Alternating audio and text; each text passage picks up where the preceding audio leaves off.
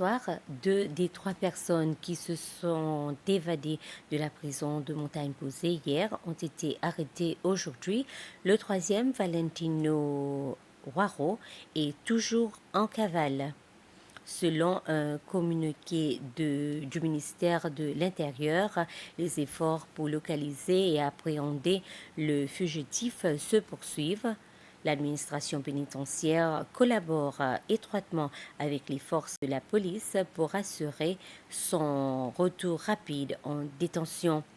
Une enquête approfondie est en cours pour déterminer les circonstances de l'évasion et des mesures supplémentaires seront mises en œuvre pour prévenir de tels incidents à l'avenir.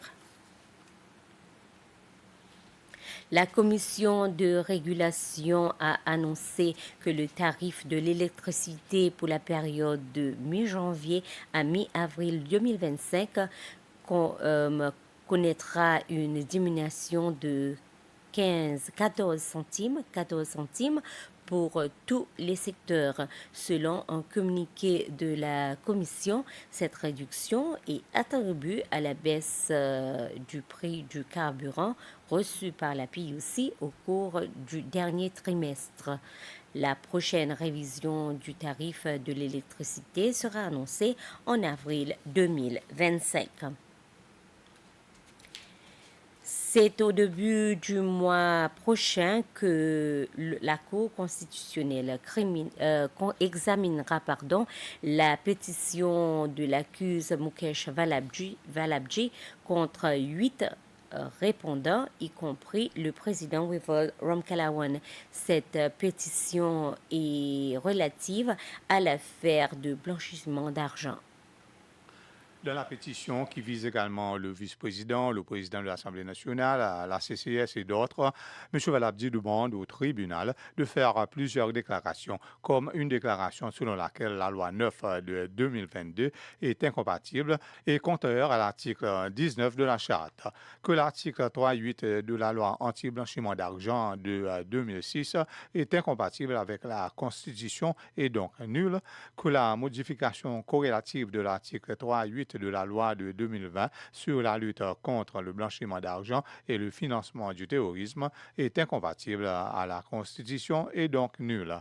De déclarer que les restrictions imposées à tous les actifs du pétitionnaire et de toutes les entités dans lesquelles il a un intérêt sont contraires aux articles 19 et 27. En novembre dernier, le tribunal s'est prononcé en faveur d'une requête des répondants visant à suspendre la procédure dans cette enquête en attendant que la Cour suprême se prononce sur l'avis de requête de la CCS visant à modifier les accusations existantes dans l'affaire principale de lutte contre le blanchiment d'argent. Le tribunal avait donné à M. Valabdi jusqu'aujourd'hui pour décider s'il souhaitait poursuivre sa requête et sa réponse est oui. Les défendeurs ont désormais eu le temps de présenter leurs arguments.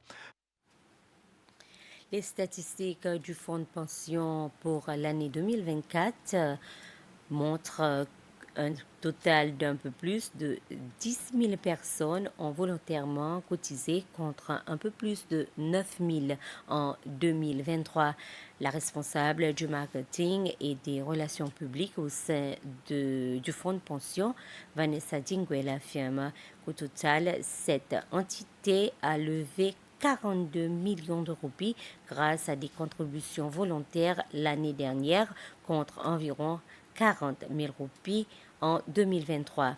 Malgré cette augmentation, la caisse de pension continue d'encourager ses membres à des cotisations volontaires et le fonds de pension poursuivra avec son programme de sensibilisation afin que davantage d'informations soient données au public sur le programme de cotisation volontaire. Pour clore, l'ambassadeur des Seychelles à Bruxelles, Kenneth Rakombo, a présenté ses lettres de créance au prince et grand maître de l'ordre souverain militaire de Malte, Fra John Dunlap.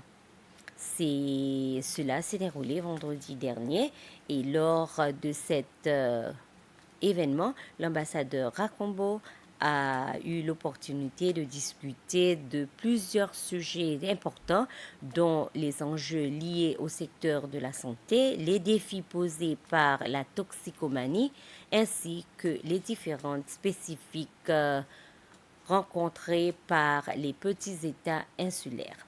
Ainsi s'achève ce flash d'information. Merci de votre attention.